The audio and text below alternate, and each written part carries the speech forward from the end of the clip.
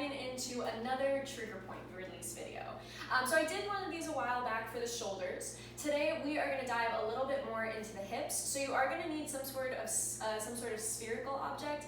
I love using a tennis ball. A lacrosse ball also works. A golf ball might be a little bit small, but you can always give it a try. And the point of doing trigger point, it also goes by myofascial release, it also goes by self-massage.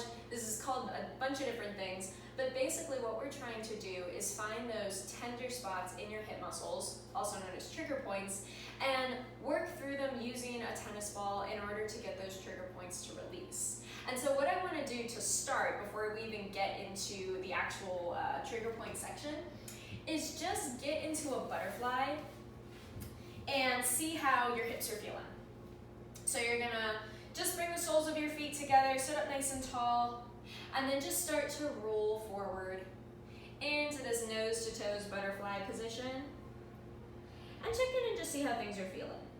See where your hips might feel tight. See if they're lifting up off the ground a lot or if they're resting heavy. Let your head, your neck, your shoulders relax. And then roll up to a seated position. Roll your shoulders back.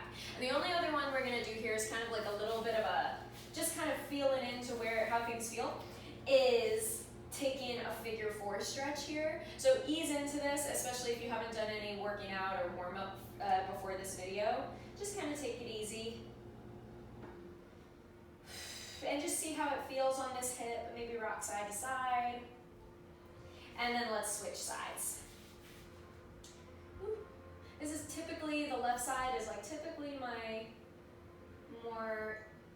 tighter hip. It feels all right today, actually. I did a lot of warming up before this. All right, so now that you've kind of felt into how your hips are feeling, whichever side felt tighter for you, that's typically the side you want to work into. But I just want you guys to go ahead and kind of feel around. For me, I'm actually going to start on my right hip today because that's the one that was feeling a little more angsty. And just feel around if you find any tender spots in your glutes. And if you don't feel them here, don't worry about it. We're going to use the tennis ball to get a little deeper. I typically get tightness a little bit higher up on my hip. So I'm going to go ahead and grab the tennis ball. And we're going to place it underneath that tender spot. And I'm going to preface this by saying this should not be particularly comfortable. You want to find that space where you're between like a 4 and a 6 in your level of discomfort. You don't go straight into like a 10, oh my god, this super hurts. But you also don't want to be at a 1 because then you're not really doing anything. So find that space where you found that little tender spot. And if you didn't find any, you can always just put the tennis ball or whatever sphere you're using and just feel around a little bit.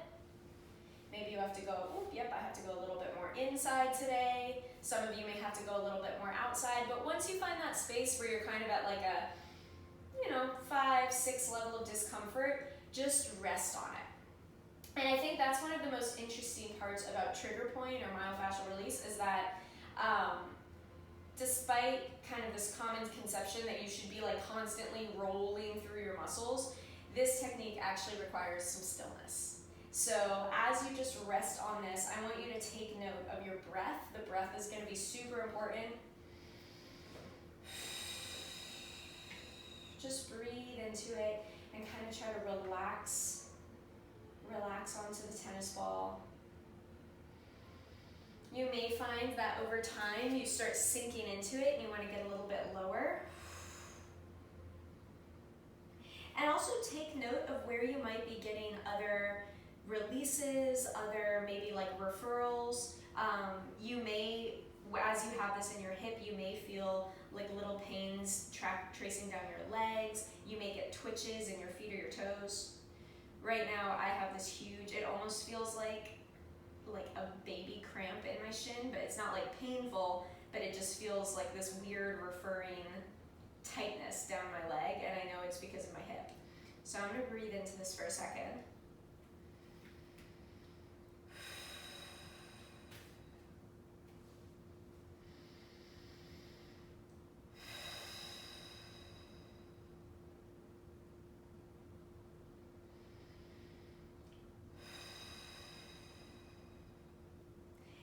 as you start to get that good alleviation of that tightness, you should start to feel this tenderness, that sensitivity kind of ease up.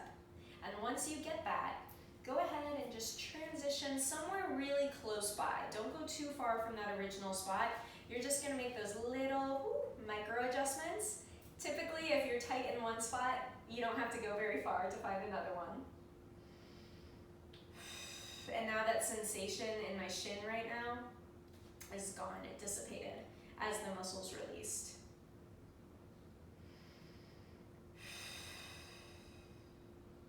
And you can always, as you start to relax even deeper, you can always take this all the way down to the floor. And just let your hips relax. Maybe you have to roll back onto a spot once you make that shift. And just let your hips go heavy to the floor.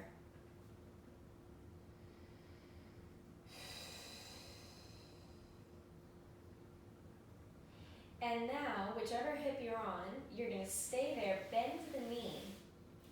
And we're gonna start letting that knee just slowly fall out to the side. You may get some more intensity here.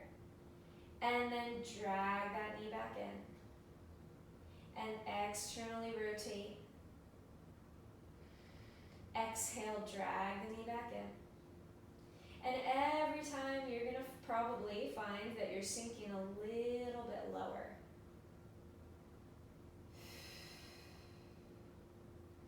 Let's just go for about 3 more.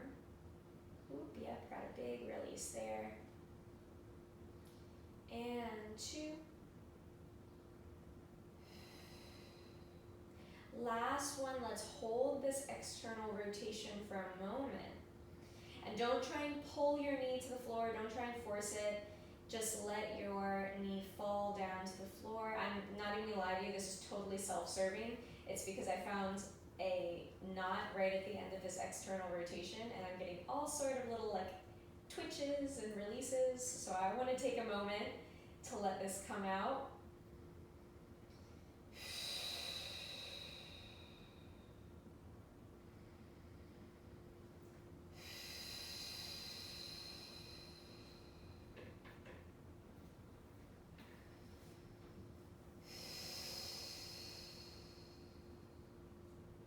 One more breath.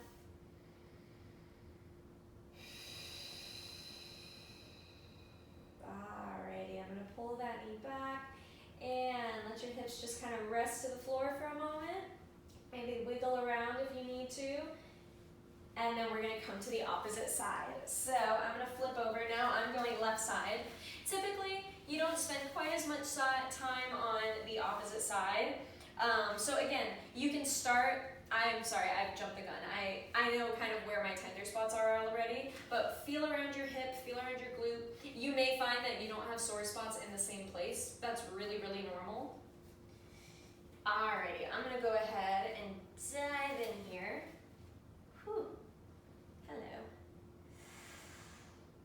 Alrighty, and let's go ahead, whatever leg you're rolling on right now, actually, you don't have to lengthen it. If it feels better to keep the leg bent, it changes the angle of the muscle, whether it's bent or lengthened, so you may find that you get more out of it, depending on where your leg is falling. That's what's really cool about trigger point, is that it's very, very person specific, and it's very easy to do. You can pretty much do this anywhere in your body as long as you're not in direct contact with bone. So you just don't want to be like right on like those hip bones, right on your greater trochanter.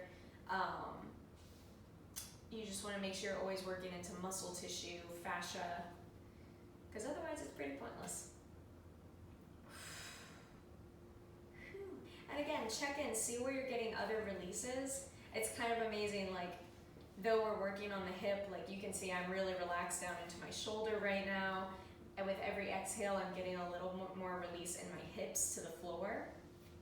So I'm gonna start taking this a little bit longer with my leg, because it's actually, every time I lengthen my leg, I get like a little bit more pull. You can kind of see this cool like twitch starting to happen here. Just gonna kind of ride into that.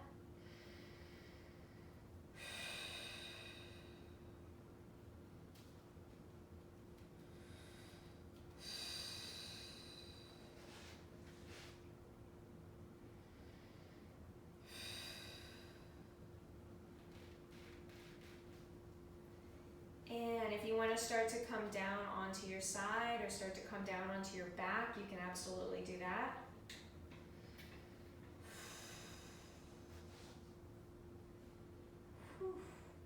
Make any little micro adjustments. Maybe you find a space close by.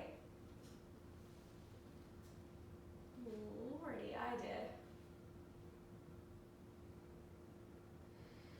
I was wrong. My left hip is not loose today. And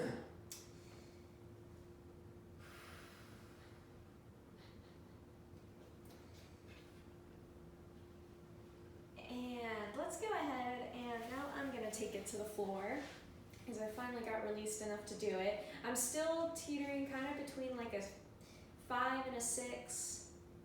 When I first started, when I was up higher, I was at a 5 and a 6, and now I can take it down for a little more pressure.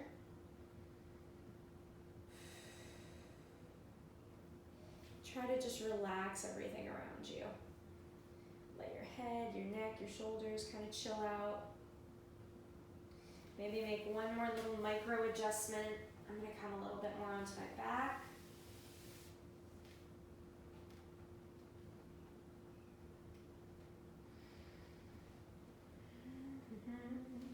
Alrighty, let's go ahead and start taking that internal and external rotation.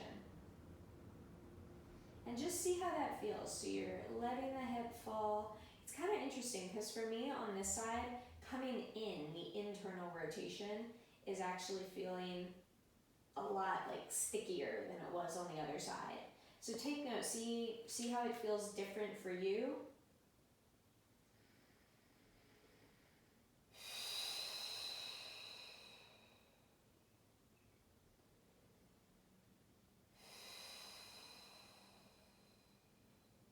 Let's just do 2 more.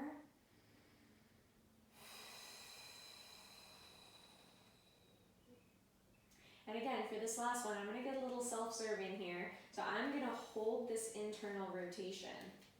And I'm even going to bring it a little bit more in.